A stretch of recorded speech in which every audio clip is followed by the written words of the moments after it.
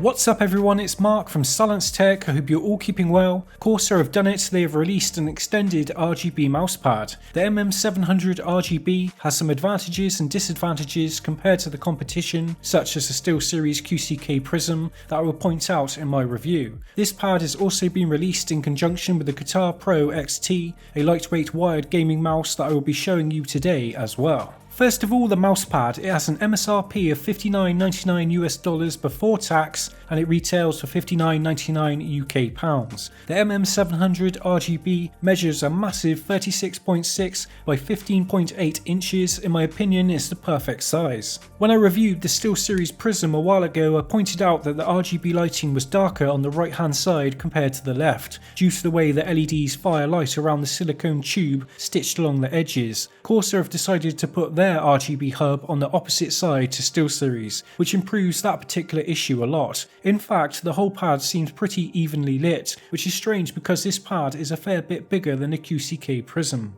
Unfortunately, the hub is a lot more noticeable now and harder to cable manage. Luckily, the pad being 40cm in height, 10cm more than the Prism I reviewed, the hub is far enough away so you shouldn't ever hit it with your mouse, although I would highly recommend using a mouse bungee. The mousepad has a detachable USB Type-C cable that plugs directly behind the RGB hub. Corsair have added an additional 2 USB Type-A ports for plugging in a mouse and keyboard, plus you can also cycle between each RGB effect by pressing the button on the back. Very convenient. Another issue that has been reported with all of these types of RGB extended mousepads is the edges lifting up from the desk, or in other words, they do not sit flat. This is due to the rubber running along the edges being stretched, so be incredibly careful when installing this mousepad on your desk, and always put it back in the box with the front side facing outwards when not in use. My MM700 RGB had a kink at the top straight out of the box. Luckily, you can fix this issue quite easily by simply using some double-sided tape. I will leave a link in the description to the double-sided tape I used. After leaving it stuck down for about a couple of days, the issue went away, so maybe all you need to do is actually leave a heavy object on top of it overnight. The cloth surface feels very high quality, and like the Prism, I would say it's a medium to fast pad but with excellent stopping power. This is the exact surface I would personally buy, as I've been a massive fan of this pad type for years. I just get the right amount of speed and control, and while testing the MM700 RGB in a few of my favourite games, I noticed that every mouse I tried tracked extremely well. You just cannot beat a fresh pad. As far as longevity or wear and tear, with proper care, Corsair's MM700 RGB will last you a long time, and so it should for £60, but I would highly recommend not folding it ever. Always lay it flat, and if you must move it, fold it up around the included cardboard tube found inside the box.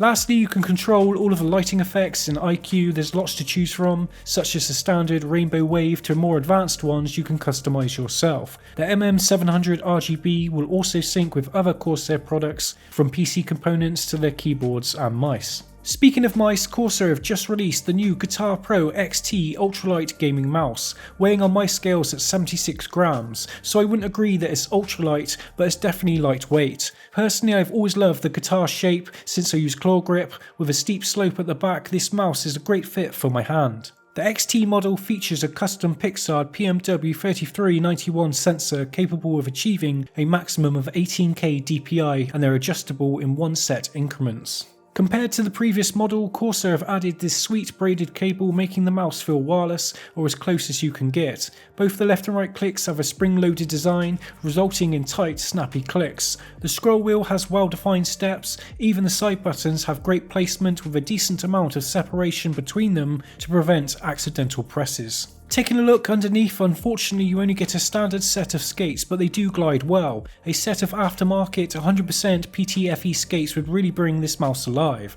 With that said, when I seen the price I was very impressed. The Katar Pro XT has an MSRP of $29.99 US before tax and $34.99 UK pounds. That's pretty crazy. If you have a mouse collection like me, I can highly recommend picking this up, or if you're on a budget. With that said, if you use palm grip, I would stay clear of the Katar shape since it's exclusively geared towards claw and fingertip users. So that's it, rounding off this review. Corsair's MM700 RGB is expensive, extremely fragile, but I absolutely love the mouse surface and feel the RGB implementation really makes my gaming setup pop. But only buy this if you love your gaming setup and want it to look as good as possible. Let's face it, RGB serves no other purpose and money could be spent elsewhere. The Katar Pro XT on the other hand feels like a $60 mouse, and at the price Corsair are asking for it, it's worth checking out. All the links to these products will be in the description if you feel like checking them out. I really hope you've enjoyed my Corsair MM700 RGB mousepad review and a quick look at the Katar Pro XT. My name's Mark from Silence Tech. I shall see you all very soon guys. Goodbye.